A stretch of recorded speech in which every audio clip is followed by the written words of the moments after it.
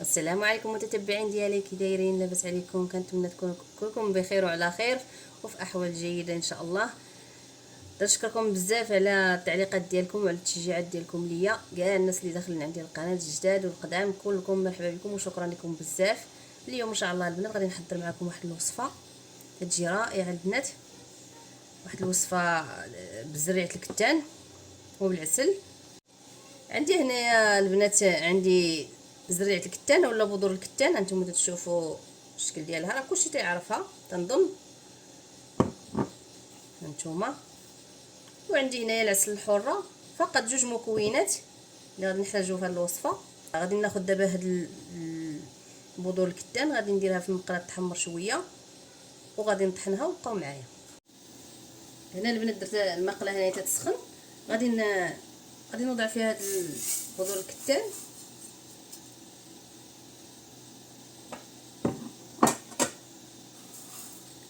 وغادي نبقى نحرك حتى تحمر ليا شويه.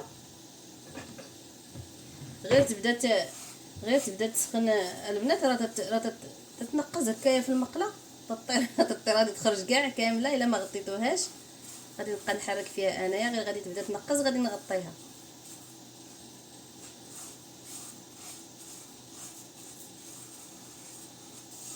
تبقاو تحركوا باش ما تحرقش ليكم. هي قد ما تتحمر نتوما تتحركوا فيها باش ما تحرقش التحتانيه وتبقى الفوقانيه ما طايباش ما محمراش عفوا.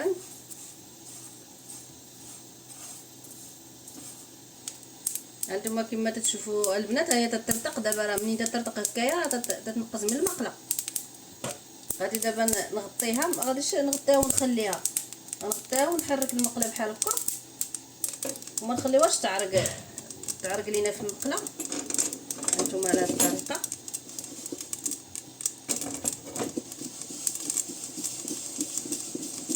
نبقاو نديروا ليها الطريقه البنات حتى غادي تحسوا بها تحمرات.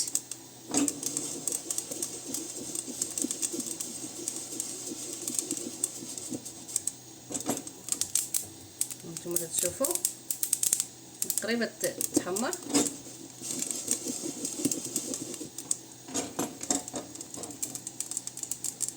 صافي البنات، بعد ما تتحمر نتوما تشوفوها تتولي على هذا الشكل، تولي بحال غادي شي وحدين تيطرقوا كيوليو بيضين. صافي تطفيو عليها.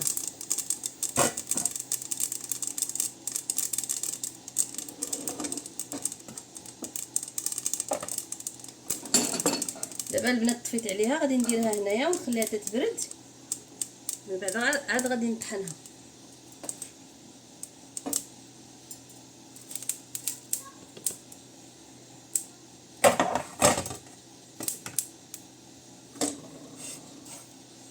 غادي نديرها دابا في هذا الطبسيل.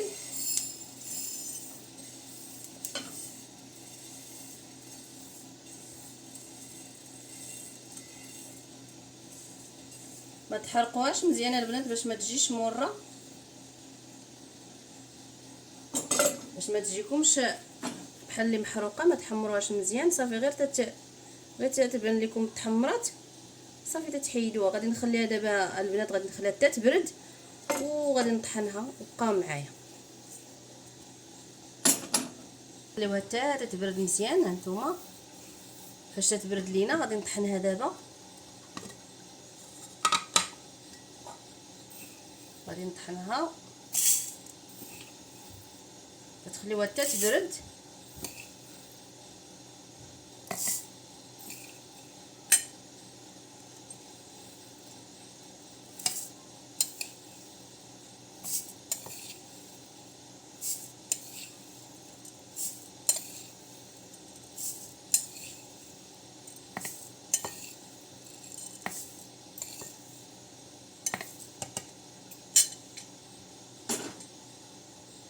صافي غادي نطحن هاد الكميه، غادي نزيد الكميه الاخرى اللي بقات ليا.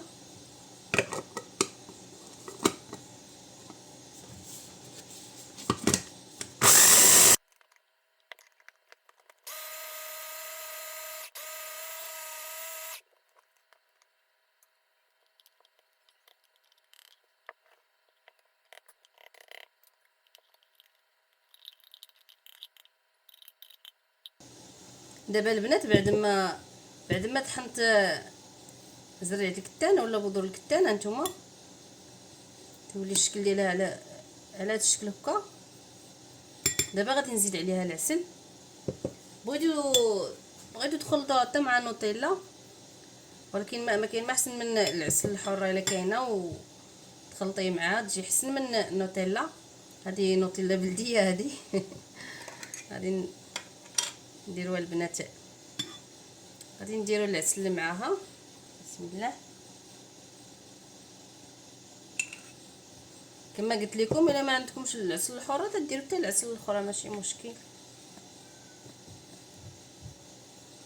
تتجي رائعه البنات هذه الوصفه.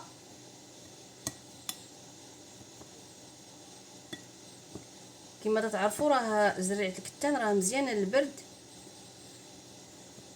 مزيانه لكم نتوما ووليداتكم. عوض ما تعطيوهم الشوكولات تعطيوهم هاد بذور الكتان هكايا مع العسل في الصباح مع الفطور. غادي نبقى نخلط ونزيد في العسل نحصل على القوام اللي بغيت.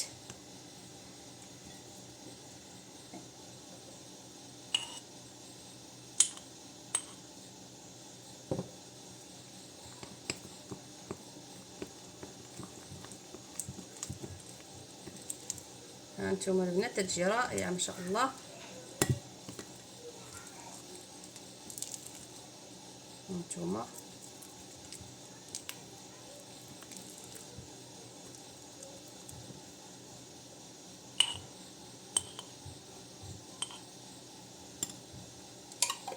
صافي غادي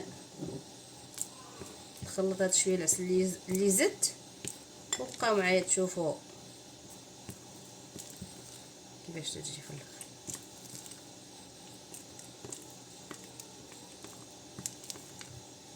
ها نتوما البنات صافي غير تيولي الشكل ديالها هكا. صافي تتحبسوا، تتبغيو تفطروا تاخذوا هذا الخبز ديال الطوست اولا الخبز نيت العادي الاخر، وتديروا فيه هاد بذور الكتان اللي صاوبنا مع العسل على هذا الشكل البنات. حسن من الشوكولات هذه بعدا تتكون صحيه، تعطيوها لوليداتكم في الصباح هكا حسن ليهم في هذا البرد، حسن ليهم من الشوكولات. نتمنى البنات تعجبكم هاد الوصفه اللي صاوبت معاكم، ولا الدهنه ديال الخبز ولا كما سميوها كما جاتكم. صافي تعطيوها لوليداتكم هكايا في الصباح يفطروا بها ملي يبغيو يمشيو للمدرسه. صافي البنات وصلنا لنهايه الفيديو، تنتمنى تعجبكم هذه الوصفه وتجربوها حتى نتوما في ديوركم مع وليداتكم وبالصحه والراحه. وشكرا لكم بزاف عاوتاني مره اخرى تنشكركم. ما تنساوش ليا ديروا اللايك وتضغطوا على الجرس يوصلكم ديما الجديد ديالي، وتلاقاو ان شاء الله في وصفه اخرى وخليتكم على خير.